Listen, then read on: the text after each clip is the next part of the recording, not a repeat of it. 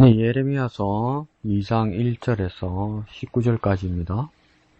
여호와의 말씀이 내게 임하니라. 이르시되 가서 예루살렘의 귀에 외칠지니라. 여호와께서 이와 같이 말씀하시기를 내가 너를 위하여 네 청년 때의 인애와 네 신혼 때의 사랑을 기억하노니 곧 씨 뿌리지 못하는 땅 그 광야에서 나를 따랐음이니라. 이스라엘은 여호와를 위한 성물 곧 그의 소산 중 첫 열매이니 그를 삼키는 자면 모두 벌을 받아 재앙이 그들에게 닥치리라. 여호와의 말씀이니라. 야곱의 집과 이스라엘의 집 모든 족속들이 여호와의 말씀을 들으라. 나 여호와가 이와 같이 말하노라. 너희 조상들이 내게서 무슨 불의함을 보았기에 나를 멀리하고 가서 헛된 것을 따라 헛되이 행하였느냐. 그들이 우리를 애굽 땅에서 인도하여 내시고 광야 곧 사막과 구덩이 땅 건조하고 사망의 그늘진 땅 사람이 그곳으로 다니지 아니하고 그곳에 사람이 거주하지 아니하는 땅을 우리가 통과하게 하시던 여호와께서 어디 계시냐 하고 말하지 아니하였도다. 내가 너희를 기름진 땅에 인도하여 그곳의 열매와 그것의 아름다운 것을 먹게 하였거늘 너희가 이리로 들어와서는 내 땅을 더럽히고 내 기업을 역겨운 곳으로 만들었으며 제사장들은 여호와께서 어디 계시냐 말하지 아니하였으며 율법을 다루는 자들은 나를 알지 못하며 관리들도 나에게 반역하며 선지자들은 바알의 이름으로 예언하고 무익한 것들을 따랐느니라. 그러므로 내가 다시 싸우고 너희 자손들과도 싸우리라. 여호와의 말씀이니라. 너희는 기띔 섬들에 건너가 보며 게달에도 사람을 보내 이 같은 일이 있었는지를 자세히 살펴보라. 어느 나라가 그들의 신들을 신 아닌 것과 바꾼 일이 있느냐. 그러나 나의 백성은 그의 영광을 무익한 것과 바꾸었도다. 너 하늘아, 이 일로 말미암아 놀랄지어다. 심히 떨지어다. 두려워할지어다. 여호와의 말씀이니라. 내 백성이 두 가지 악을 행하였나니 곧 그들이 생수에 고는 데는 나를 버린 것과 스스로 웅덩이를 판 것인데 그것은 그 물을 가두지 못할 터진 웅덩이들이니라. 이스라엘이 종이나 씨종이나 어찌하여 포로가 되었느냐.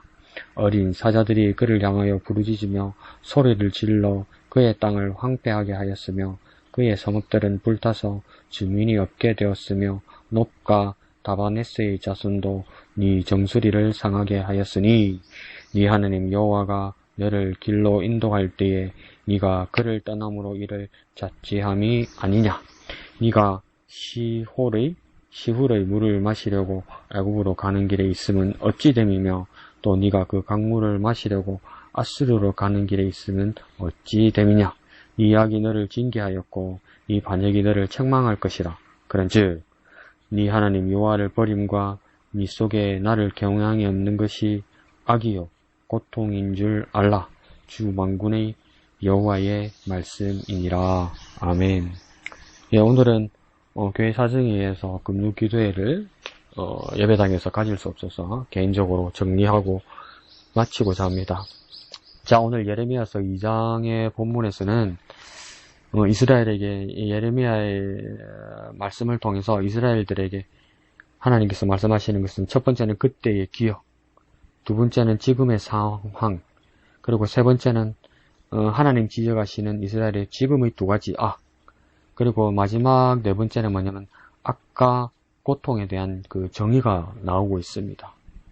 그래서 먼저 2절에서 하나님은 그때 이스라엘의 공동체와 그 추억을 하나님께서 해상합니다. 과거에.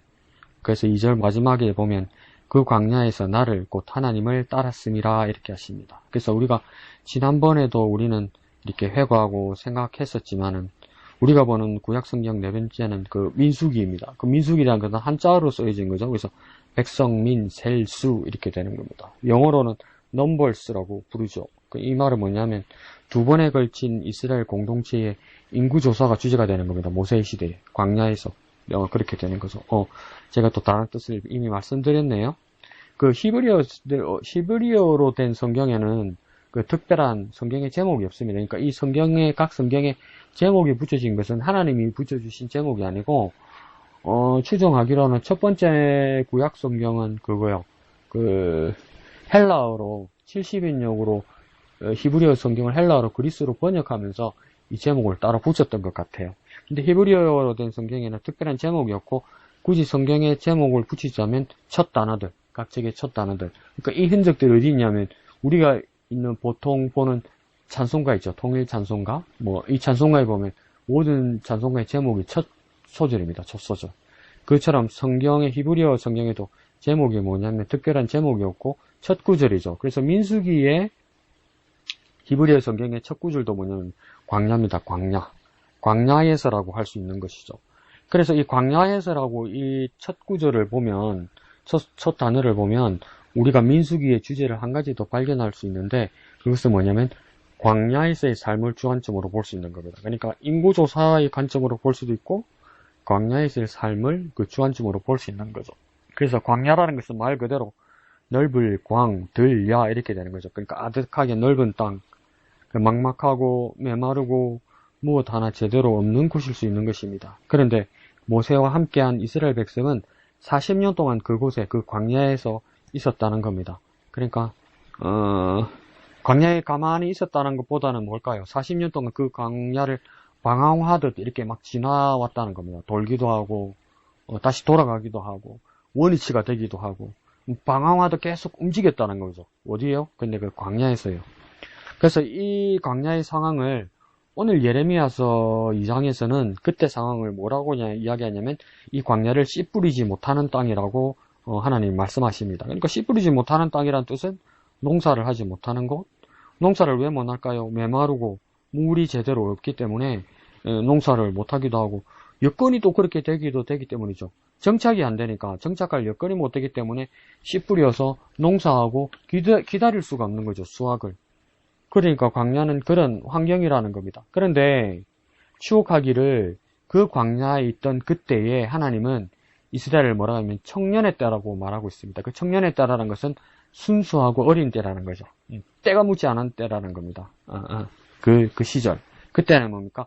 인애가 있었다고 이야기하는 겁니다. 그러니까 어진 사랑, 어진 마음의 사랑, 하나님의 마음의 사랑이 그들과 함께 했다고 이야기하는 거죠. 그 또 청년의 때와 같이 뭐라고 표현하냐면 신혼이라고 표현합니다. 그러니까 갓 결혼한 부부와 같은 기쁨, 그 사랑, 그걸 하나님께서 기억하고 계시다는 겁니다. 살아봐서 알지만 연애를 해도 그렇고 뭐 사랑은 3년? 사랑이 오면 3년? 뭐 급한 사람은 석 달도 가죠. 그리고 금방 이렇게 식어버리기도 하죠. 그러니까 사랑은 시작할 때는 감정이기도 하지만 책임입니다. 책임. 책임에서 느끼는 서로 간의 감정, 교차, 반응, 이거 같이 가는 게 이 사랑이죠. 근데 처음 느꼈던 그 신혼의 때라고, 오늘 예레미야를 통해서 하나님 표현하고 있습니다. 그리고 한 가지 더 생각해보면 어떤 거냐면, 그때는 무엇보다도 아무것도 없고, 정처 없고, 방향도, 목적도, 기약도 없는 그곳, 그러니까 그 광야에서 오직 한 가지만 있었다는 겁니다. 그 광야에서 오직 한 가지 무엇이 있었느냐? 나를 따랐다. 곧 하나님을 따랐다는 겁니다. 그러니까 이스라엘 사람들에게 40년 동안 그들 곁에는, 그들 안에는, 그들 앞에는 오직 한 분 하나님만 있었다는 거죠. 그래서 그분 하나님만 보고 그분을 쫓아 그분을 뒤따라가던 시절이 뭡니까? 광야의 시절이라는 겁니다. 그러니까 척박하고 어려운 것만이 있었던 시대가 광야가 아니라 광야의 자체가 하나님만을 볼 수 있었고 하나님을 만날 수 있었고 다른 것들은 다 절제되고 생략되고 복된 시간, 복된 자리일 수도 있다는 거예요. 그러니까 뭐든지 양면이 있는 거죠. 뭐든지. 예. 그래서 그때는 그랬다는 겁니다. 그러니까 우리도 주님을 처음 만날 때 그랬죠. 오직 주님밖에 안 보였죠. 주님밖에. 그래서 막 절제가 안 돼서 막 학교 수업도 제대로 안 듣고 엄마 아빠 말도 제대로 안 듣는 것 같고 뭐 많은 교회가 있고 기도하고 예배하고 그랬죠. 잘 스스로 조절이 안 돼서. 그래도 우리는 그때 누구만 보였습니까? 하나님만 보였죠. 그러면 여기서 한번 질문을 우리가 스스로에게 한번 해보면 어떤 질문이 일어나냐면 그때는 그랬는데 지금은 어떻습니까? 그때는 하나님만 보였는데 지금은 어떻습니까? 그러면 대답은 여전히 우리는 뭐라고 대답하냐면 그때는 진짜 그랬습니다. 주님만 따랐습니다. 그렇게 이야기해요. 근데 뭐라고요? 그랬다고 이야기합니까? 그때는 진짜 그랬다고 이야기해요. 그때. 그래서 다시 질문합니다. 그러니까 지금은 어떻습니까? 아니 그때 말고요. 지금은 어떻습니까? 그러면 우리 대답들이 유구무원입니다. 어쩌면 그 유구무원이 우리의 지금을 답해주는 겁니다. 지금은 달라졌다는 뜻이겠죠. 그런데 주님은 여전히 우리에게도 말씀하십니다. 너도 그때는 그랬어. 그땐 너도 나만 따랐어. 그러니까요, 우리는 그때는요, 주님만 보이고 주님만 따랐습니다. 그런데 우리의 삶이 어떠해야 되겠습니까? 다시 주님만 보이고 주님만 따라야 하는 것이죠. 정말 주님만 보이고 주님만 따르던 그 시간으로 우리가 다시 돌아가야 되고 그 자리로 다시 돌아가야 되는 겁니다. 그런데 오늘 예레미야를 통해서 이스라엘 백성을 향해서도 하나님은 한탄하시기를 뭐라고 말하냐면 지금은 변했다 이렇게 말하는 겁니다. 백성들이. 그래서 심지어 6절, 8절을 보면 우리 한글 성경이 이게 무슨 뜻일까 좀 애매하게 써놨는데 한번 추정을 해봅시다. 여호와께서 어디 계시냐 이걸 6절에도 말하고 8절에도 말하거든요. 근데 여호와께서 어디 계시냐 그 사람들이 지금 그렇게 말했다는 것이 아니라 그렇게 말하는 사람 6절에 한번 볼까요? 여호와께서 어디 계시냐고 말하지 아니하였도다. 부정한 것처럼 이야기해요. 8절에서도 제사장들이 여호와께서 어디 계시냐 말하지 아니하였으면서 그렇게 하나님을 의심하거나 그를 하지 아니한 것처럼 뒤에 수수이거를 붙이지만 왜 이 말이 두 번이나 반복될까? 정말 그들이 신실했다는 뜻일까? 아니 근데 뒷면을 다시 한번 생각해 보면 여호와께서 어디 계시냐 마치 그렇게 말하지 않은 것처럼 표현하지만 그런 말들이 두 번이나 언급되는 것은 뭡니까? 이들이 하나님을 망각하고 시작했다는 겁니다. 그러니까 막 하나님 잊어버리고 그러다가 내가 이러면 안 되지 정신 차리지 이런 것만 해도 괜찮아요. 근데 하나님 잊어버리고 살면서 나는 여전히 하나님을 사랑하고 하나님을 기억하고 있다고 막 자기가 자기 자신을 쏘기는 상황까지 왔다는 이야기겠죠. 그러니까 이들이 하나님을 망각하는 것은 사람의 능력, 지력, 기억력의 한계로 그렇게 되어버린 것보다는 더 냉정하게 자기 속을 들여다보면 고의적으로, 의지적으로, 한가한 의도로 하나님을 배제하고 잊어버리려 했다는 겁니다. 의지로요. 일부러 이렇게 했다는 겁니다. 하나님이 어디 계시냐? 여호와가 어디 계시냐? 겉으로는 그러면 안 되지. 한 번씩 정신 차리면서 내가 이러면 안 되지. 이렇게 말하지만 일상이 지금 어떻게 변해가고 있는 겁니까? 여호와께서 어디 계시냐? 하나님 없는 것 같은데 이게 뭡니까? 점점 짙어지기 시작했다는 겁니다. 그래서 8절에서도 보면 심지어 제사장, 곧 예배 중에서 하나님 말씀을 백성들에게 전해야 하는 그 중재자, 메신저의 입에서도 이런 말들이 나왔다는 겁니다. 그러니까 하나님의 음성, 하나님의 말씀이 아니라 의심과 거액의 말을 뱉는 겁니다. 그러니까 그 이야기 있잖아요. 코끼리 생각하지 마세요. 분홍 코끼리 생각하지 마세요. 이렇게 말해놓고 나면 생각을 하지 않는 것이 아니라 분홍 코끼리? 그런 코끼리가 있나? 이러면서 그게 완전 생각이 뭡니까? 빨려버리잖아요. 그 생각만 나게 만들어버리잖아요. 하면 안 되는 게 아니라. 이와 마찬가지로 지금 이스라엘에게 여호와께서 어디 계시냐고 말하지 아니하였다는 것처럼 말하지만 사람들의 머리와 사람들의 마음에는 계속 뭐가 남습니까? 하나님 어디 계시지? 이러고 있다는 거죠. 또 제사장 외에 8절에 보면 율법을 다루는 자들은 하나님의 법에는 능숙한 사람들인데 정작 그 법을 만드신 하나님을 정작 깨닫지도 못하는 상황에 왔다는 겁니다. 그러니까 이게 8절에서도 보면 율법을 다루는 자들은 나를 알지 못하며 곧 하나님을 알지 못한다는 겁니다. 아는 것처럼 하나님이 주신 법, 하나님 주신 말씀을 다루면서도 법은 잘 다루고 말씀은 잘 다루는데 하나님은 정작 모른다 이 말이에요. 이런 일 많지요. 우리 자신을 안 속이면 이런 일들이 자주 있죠. 그리고 관리들이 또 나오죠. 8절에 보면 이 관리들은 목자라고 이야기할 수도 있고 지도자들이라고 할 수 있습니다.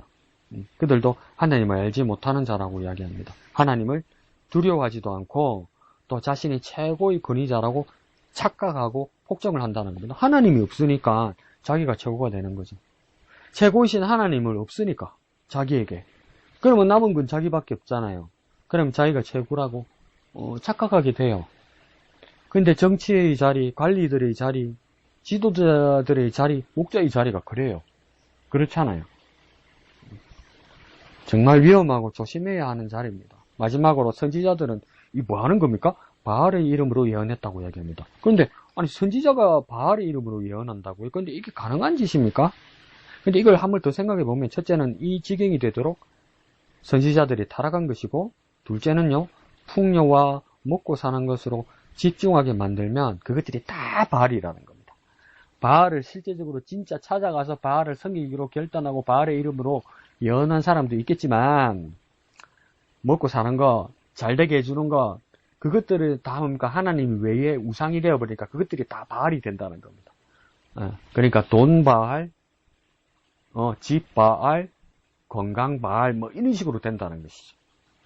그러니까 하나님이 집을 주셨다, 하나님이 건강을 주셨다, 하나님이 돈을 주셨다 이렇게 해도 그 주신 돈, 건강, 집 이거에만 집착하면 수식으로 하나님이 주셨다고 앞에 말을 했지만 하나님이 뭐랄까요? 나도 모르게 의식적으로 무의식적으로 배제하는 거죠. 그러면 하나님 주셨다고 고백했지만 다 바알이 돼버리는 겁니다. 그것들이.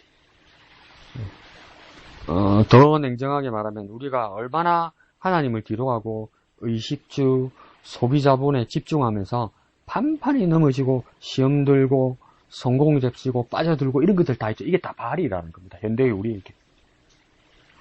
그러니까 이렇게 유행가 가사처럼 우리가 너무 쉽게 변해버린 겁니다. 당시 이스라엘 백성도 광야에서 가나안으로 들어오면서 약속의 땅으로 들어왔는데 땅은 그대로고 하나님이 약속하신 것을 주시고 하나님도 그대로인데 사람이 변했어요. 사람이. 하나님은 영원하고 변함이 없고 여전히 은혜를 베푸시는데 앞으로 미래에도 하나님은 변하지 않으실 것인데 사람인 우리가 변하는 거죠. 우리가. 이거 유행가 가사 같지 않습니까? 너무 쉽게 변해가네. 너무 빨리 변해가네. 그 김광석 노래 같아. 사람이. 그러니까 이런 문제와 지적도 하나님의 말씀으로부터 기인합니다. 하나님이 이렇게 말씀해 주시지 않았으면 사람은 몰라요. 스스로는 알 수 없어요. 없어요. 가만히 생각해 보세요. 알 수 없어요. 스스로. 내가 이렇게 잘못되는지. 하나님 말씀으로부터 내가 잘못된 것을 다시 알게 되는 겁니다. 그러니까 지금 내 모습도 하나님 말씀으로 비추어 보고 돌아와야 합니다. 그러니까 하나님 말씀으로 지금의 나를 보여주소서, 바뀌고 회개하고 돌아가게 하여 주옵소서. 우리는 항상 그렇게 기도하고 하나님 말씀을 바라봐야 되는 것이죠. 내가 가만히 생각해 보니까 깨달은 바가 있는데 제일 위험합니다. 내가 볼 때는 제일 위험합니다. 자기가 영감 있는 것 같고 성령 충만한 것 같은데 하나님 말씀 없이 깨닫는 거 있죠. 제일 위험합니다. 제일 위험. 내 한 데서 무슨 선한 것이 나오고 내 한 데서 무슨 거룩한 것이 나오고 내 한 데서 무슨 통찰력이 나간다고 어떻게 그렇게 착각할 수 있습니까? 하나님을 아는 사람이 말씀을 옛날에 봤던 사람들이 그러면 안 되죠. 근데 지금 이스라엘 백성들이 그렇게 타락해 버렸고 아니라고 게으른 우리의 모습에도 그런 모습들이 보인다는 겁니다. 당장 하나님 말씀 앞으로 돌아와야죠. 하나님 말씀 앞으로 돌아온다 할 때 우리가 그것도 막연하고 추상적으로 생각하는데요. 정직하게 합시다. 하나님 말씀으로 돌아간다는 건 뭐냐면 하나님 말씀을 성경책을 펴고 보고 체크해야 그게 하나님 말씀으로 돌아가는 겁니다. 내가 이러면 안 되지. 하나님 말씀으로 돌아간다면서 가만히 있어. 그냥 밥 먹고 놀러 가. 그냥 자. 근데 하나님 말씀으로 돌아왔대. 막 한번 울고불고 하면 하나님 말씀으로 돌아왔다고요. 착각 아니에요? 거짓말 아닙니까? 하나님 말씀으로 돌아간다면 하나님 말씀 있는 성경을 보고 펴서 읽고 체크하고 내 자신을 돌아보고 바꾸야 그게 하나님 말씀으로 돌아간 거잖아요. 그럼 내 앞에 하나님 말씀이 있고 읽어야죠. 들어야죠. 보아야죠. 막연하거나 은큼하게 우리가 믿음생활, 신앙생활 하면 안 됩니다. 내가 내 자신을 속이면 그 수룩은 헤어나올 수가 없어요. 그러니까 정신 차려서 실제적으로 해야 되는 거죠. 자, 13절을 봅시다. 그러면서 하나님은 당시 이스라엘의 죄악 두 가지를 명확하게 지적하십니다. 하나는 뭐냐면 생수의 근원이 나를 곧 하나님을 버린 것이다. 두 번째는요. 두 번째 악은 스스로 웅덩이를 판 것이다. 이렇게 말해요. 첫 번째 생수의 근원인 데는 하나님을 버렸다는 것은 이 광야에서의 삶을 추억하는 거잖아요. 처음에. 그러니까 매우 건조한 그 지역에서 물이라는 것은 말 그대로 생수입니다. 날 생자, 생명을 주는 물이라는 거죠. 살리는 물이고 생명을 주는 물이라는 겁니다. 그러니까 하나님이 생수의 근원이 되신다는 말은 뭐냐면 하나님이 생명을 주시고 하나님이 영원하게 하시고 심지어 타락한 자도 하나님이 구원하시고 다시 살게 하시는 분이다 이 말이에요. 그런데 이 하나님을 버렸다는 것, 이 하나님을 떠났다는 것은 이 심각한 첫 번째 악은 하나님을 버린 거라는 거예요. 하나님을 버린 거. 그 하나님 버리면 어떡한다는 겁니까? 죽는다는 이야기입니다. 죽는다는 거. 살 수 없다는 뜻이에요. 살 수 없다는 뜻. 그 다음 두 번째 악은요, 스스로 웅덩이를 판 것이다. 이렇게 말합니다. 그러니까 광야와 사막과 같이 메마른 곳에서 목동들이나 그 주위의 베두인족이나 그 사람들이 어느 정도 정기적으로 계속 이렇게 주거지나 광야에서 왔다 갔다 하는 그 자리 일부에서 이렇게 웅덩이를 팝니다. 그리고 물을 이렇게 가두어서 물을 저장해서 자기가 치는 양들, 짐승들도 먹이고 자기들을 위한 식수로 쓰기도 하고 뭐 이렇게 해요. 근데 이 웅덩이를 제대로 잘 못 만드는 거죠. 오늘 보면. 그래서 그러니까 밑이 바닥이 터진 거예요. 근데 이 웅덩이를, 이 저수지를 의지하고 기대하던 모든 사람들이 뭡니까? 이 웅덩이만 기대하고 있었는데요. 밑에 터진 걸 모르고 뚜껑을 열어보니까 뭡니까? 아무것도 없어요. 다 메마르고 물이 없어요. 그럼 어떻게 됩니까? 죽는 거죠. 그러니까 생수이 그러네 하나님을 떠났다는 거. 그리고 하나님을 떠나고 내가 뭘 할 수 있다고 열심히 하는 사람이 있잖아요. 그래서 어느 장로님은 기도할 때 그렇게 기도하거든요. 예배 기도 시켜놓으니까. 하늘은 스스로 돕는 자를 돕는다고 하시는데, 성경에 하늘은 스스로 돕는 자를 돕는다고 성경에 그런 말이 어디 있어요? 없죠? 그러니까 자꾸 이상한 데다가 갖다 붙인다니까요. 성경은 스스로 개척해서 살 수 있다고 말하지 않아요. 오늘 본문에서도 스스로 웅덩이를 파면요, 결국은 밑이 샌다고 이야기해요. 열심히 물을 갖다 부어도 나는 제일 열심히 했는데 보람이 없다는 이야기예요. 그러니까 누구는 열심히 하나님 앞에 헌신해서 하나님으로부터 하나님으로부터 칭찬받고 상 받는 사람이 있는가 하면, 내 인생을 기쳐간다고 열심히 부었는데 그 밑이 빠진 일을 하면 남는 거 아무것도 없고 뭡니까? 심지어 죽는다는 이야기입니다. 간단한 원리인데 우리가 잊어버리고 살죠. 그래서 죄송합니다. 고생은 죽으라고 하고 아무것도 안 남게 되는 거죠. 좀 쉽게 한번 더 설명해 볼까요? 사람의 것으로 못 살고 하나님 것으로 살 수 있다 이 말이에요. 사실은 사람의 것으로 못 산다 이 말입니다. 여러분, 사람의 것으로 못 산다 이 말입니다. 하나님 것으로 살 수 있다는 말이에요. 그러니까 어떤 사람이 이럽니다. 하나님, 내가 열심히 살 테니까 하나님 뒤에서 나를 밀어주시고 지지해 주세요. 거꾸로 하셔야 돼요. 하나님이 앞서가실 때 하나님 뜻을 따라 열심히 순종하는 게 맞는 거예요. 하나님 나 따라오세요 이렇게 하는 게 아니고, 앞서가신 하나님을 따라가면서 헌신하고 성실하게 살아가는 거, 그게 사람의 본분이에요. 내가 이렇게 할 테니까 하나님 해주세요. 그건 순서가 틀린 거예요. 그러니까 하나님만이 생명의 근원이시고 영원하게 하시고 구원하시는 분이라는 그런 말 뜻입니다. 그러니까 우리가 지금 무엇을 하고 있습니까? 엉뚱한 수고하지 말고 하나님께로 돌아가는 것이 우선입니다. 열심히 하다 뭐 뜻이 있는 곳에 또 길이 있다고, 그것도 성경에 그런 말 없습니다. 그러니까 열심히 하다 보면 하나님이 만나 주신다고. 아니요, 그냥 하나님께 돌아가세요. 하나님께 돌아가면 하나님께서 길을 주신다고 예수님 그랬잖아요. 연복음 14장에. 내가 길이라고 말했잖아요. 예수님이. 내가 꼭 길이요 진리요 생명이니 말했잖아요. 근데 주님 옆에 두고 주님 어디 계십니까? 주님 길이 어디입니까? 그러면 와, 내가 예수님이면 꿀밤 한 대 때리겠다. 내가 길이라니까.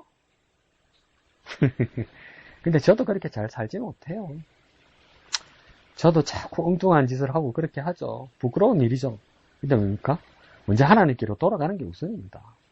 사람의 것으로 못 살고 하나님의 것으로 살 수 있습니다.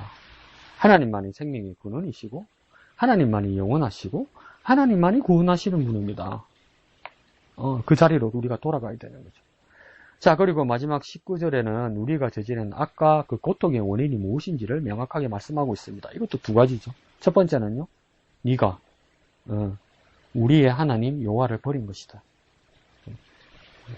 아까 고통의 원인이 무엇이냐? 하나님 여호와를 버린 것이다. 우리가 의지로 하나님을 버린 것, 곧 하나님을 내 영역에서 몰아낸 것, 그렇게 생각한단 말이에요. 그래서 내가 하나님을 버릴 수 있다고 생각한단 말이에요. 근데 이게 누굽니까? 그 독일의 철학자 이마누엘 칸트가 말한 것처럼 코페르니쿠스적인 전해가 있어야 된다, 이렇게 말한 거예요. 코페르니쿠스는 어떤 사람이었냐면 고대 과학자 중에 태양이 지구 주위를 도는 것이 아니다. 이전에는 그렇게 생각했단 말이에요. 지구가 가만히 있고 태양이 이렇게 도는 것처럼. 근데 우리가 아침에 일어나서 보면 동쪽에서 와서 저녁에 서쪽으로 이렇게 태양이 움직이는 것 같잖아요. 근데 지구 밖에서 우주에서 보면요, 태양 자리에서 지구가 도는 거잖아요.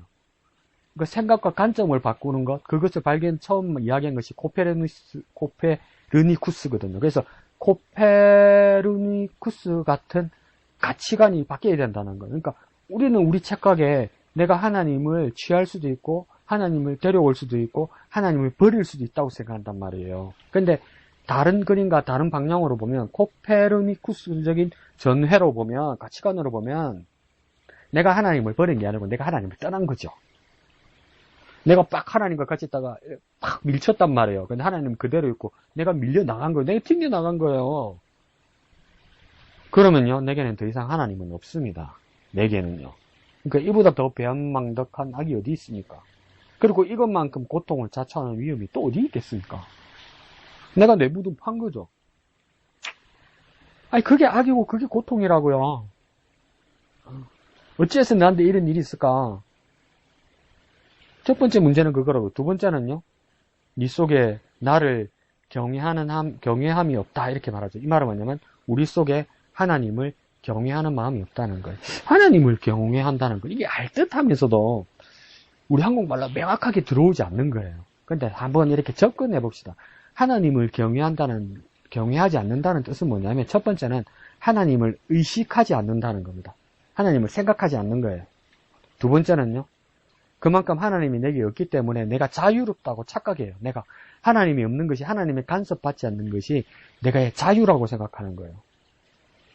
그런데 문제는요, 이 하나님의 부재를 통해서, 하나님이 없는 것을 통해서 멸망과 죽음이란 위험을 내 스스로 자초한 거예요.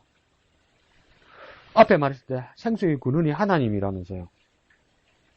근데 그 물통을 차버린 거 아니에요. 그럼 목말라 죽는 거예요, 그게. 물통은 누가 찾게요? 내가 찾죠.